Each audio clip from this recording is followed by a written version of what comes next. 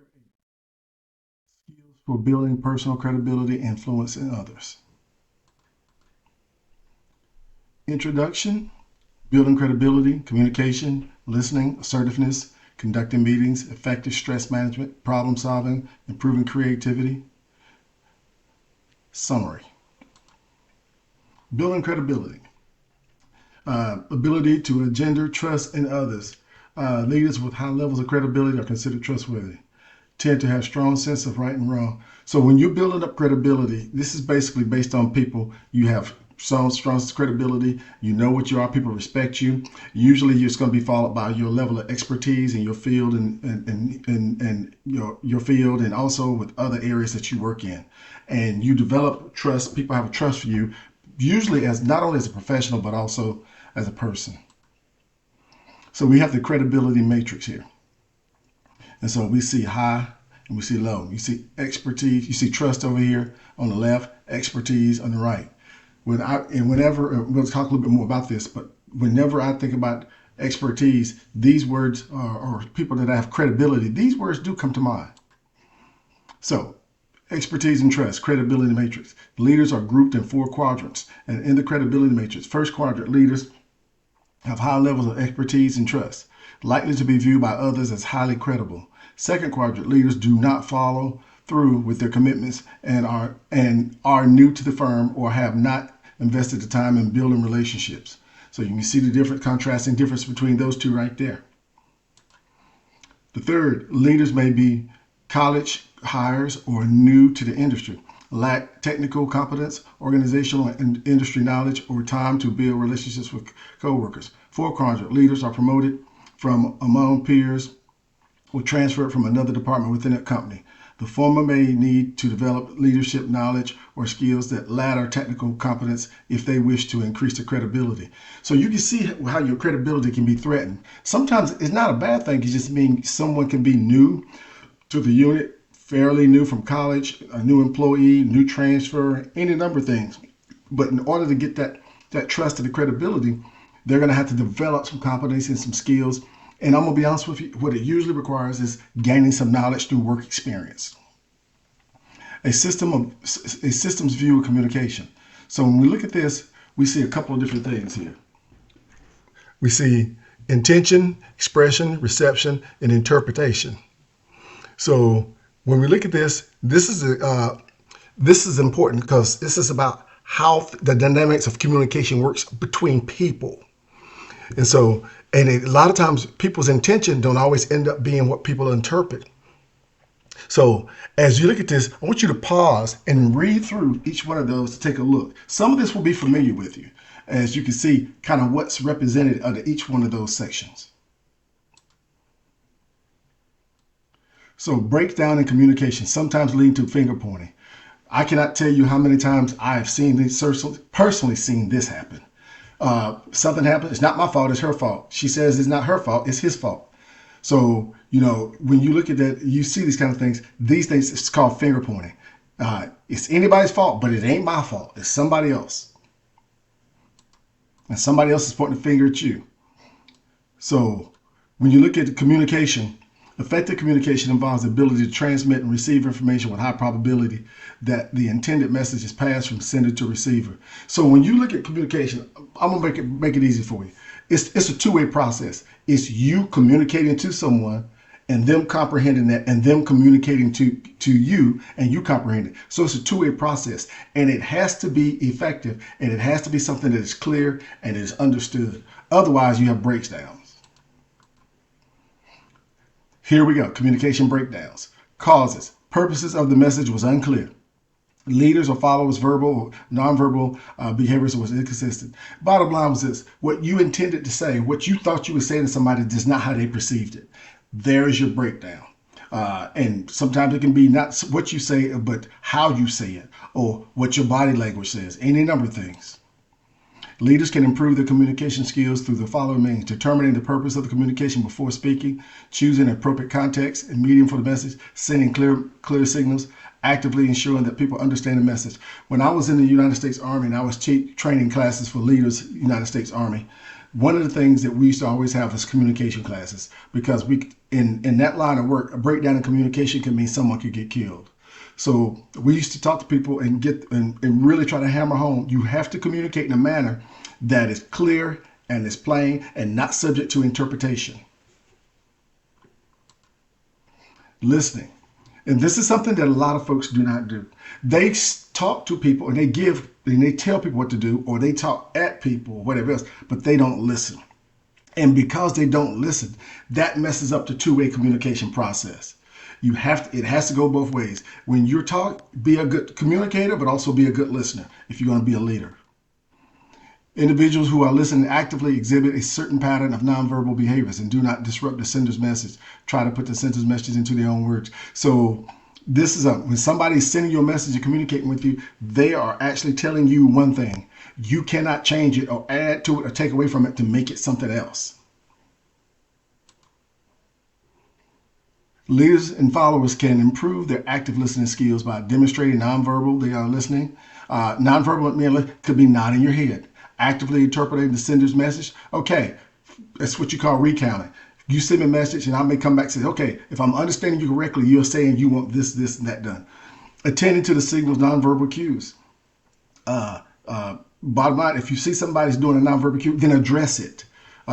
They may be listening to you, but they may be shaking their leg as it's okay, I'm kind of apprehensive or I'm kind of anxious. Address that. Avoiding defensive behavior. Bottom line is this: anytime you get on assume a defensive posture, that's when people are shut down, because now they feel like you're attacking them. Assertiveness. Assertive behavior. Assertive skills are composed of behavior, knowledge, or judgment, and evaluative components. Individuals exhibiting exerted behavior are able to stand up for their own rights or the group's rights, or in a way that also recognizes the concurrent rights of others to do the same. So you see acquiescence, avoiding interpersonal conflict entirely, either by giving up or giving in, or by expressing one's needs in an apathetic, self-effacing way. Aggression, attending objectives by attacking or hurting others. Either one of these things don't work. And you can be aggressive, but also be respectful. And that's what some people don't understand. You can disagree with somebody, stand up for yourself without disrespecting or embarrassing someone else. The relationship between the three. So when we look at this, the assertiveness, aggression, acquiescence, and we see there is a relationship. You have all three of these, particularly where you see these, you know that you can have either one of those that actually goes to work for you or against you. Assertiveness. Leaders who fail to be assertive with friends and peers run the risk of becoming victims of Abilene paradox. Abilene paradox occurs when someone suggests that the group engage in a particular activity or course of action, and no one in the group really wants to do the activity, and that feeling is expressed only after it is completed. Why to behave more aggressively? Using I statements, asking for help when required. Ways to behave more aggressive. Learning to say no to others, monitoring one's inner dialogue, being persistent without being irritated, angry, or loud. So, this is where you can be assertive, but you got to understand you don't want to get caught up in the Abilene paradox. But one of the things about it is, I always tell people, separate your business from pleasure. Separate your business relationships from personal relationships. And that's why in some places they won't promote people with over a unit that they just came from. Conducting meetings. Well-planned and well-led meetings are a valuable mechanism for accomplishing diverse goals. Important way of exchanging information and keeping open lines of communication between the work groups and the volunteer. You got to have meetings. Here's what I would say. Have meetings because they're necessary. Don't have meetings just to have meetings. One of the complaints I often hear, particularly in corporate America, is I'm so busy going to meetings that I can't work. Guth and Shaw's tips for conducting meetings. Determine whether a meeting is necessary. Exactly what I just said. List the objectives. Stick to the agenda. Provide pertinent materials in advance. Pick a time and place as convenient as possible for participants. Encourage participation. Take minutes to keep a record. This is what you would call a meeting. And this is what you do these because it's necessary. And this is the actual steps you would go through to ensure that you have a productive meeting, a necessary and productive meeting. Effective stress management. Stress process by which one perceives and responds to situations that challenge or threaten him or her. Responses may be increased levels of emotional arousal, changes in physiological symptoms, increased perspiration, heart rate, cholesterol level, or blood pressure often occurs in situations that are complex, demanding, or unclear. Stressors, specific characteristics in individuals, tasks, organizations, or the environment that pose some degree of threat or challenge to people. So depending upon what your profession is and what type of work you do, is going to determine what type of stress you have. And once it's determined what type of stress you have, then there's a stress level that you will also be able to have, that you will have too. Usually there's a point of break for everybody, but depending upon what it is, but you will see changes and stuff. And when people put under stress, this is a lot of times when things go wrong, because now it's not the norm, and some people can't think under pressure. Leaders and followers both experience stress depending upon situations. Leaders face the major stressful event at least once a month. Followers' stress levels depend on their leaders. Leaders may play a substantial role in how stressful their followers' work experience is. This is the thing that I can always say. If leaders are the person who's under stress and they're running around with their hair on fire, then that's going to mess up everybody else, because other people are going to take their cues from the leader.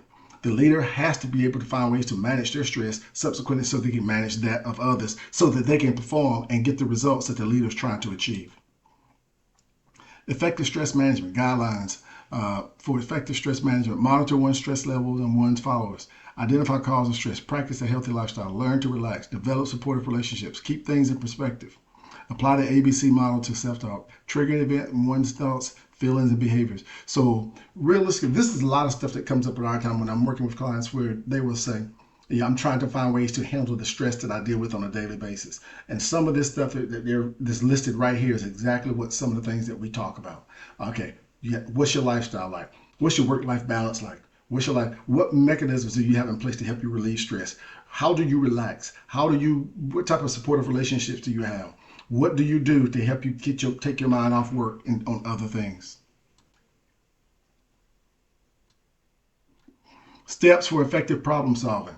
Identify problems or opportunities for improvement to ensure that the task is clear. Analyze the causes of the problem using cause and effect diagram and force field analysis. Develop alternative solutions using procedures such as the nominal group technique. Nominal group technique: group members write down ideas on individual slips of paper, which are later transferred to a whiteboard or flipboard for the entire group to work on. So I've seen this before, participating in one of these before. But anytime that you're trying to problem solve, the first thing you must do is identify the problem. Once you identify the problem, I'm going to put it in medical terms. Once you identify what the illness is, let's say, okay, let's figure out what the illness is. Now we need to find out what caused the illness. And that's what they have to do. And you work together in this nominal group technique. This is where you have multiple people pitching in to try to tell you what they think the problem is, and then work together. Once you can whittle it down to what you think it is, now the group can work together to solve it. So here's what I just said. Cause and effect diagram. So you see, for every cause, there's an effect. So when you look at people and you look at these things right here and you see the area, so our day-long workshop was a disaster. That's what it's all about. Our day-long workshop was a disaster. So now what they're looking at, which is up to the far right, now you got to look at,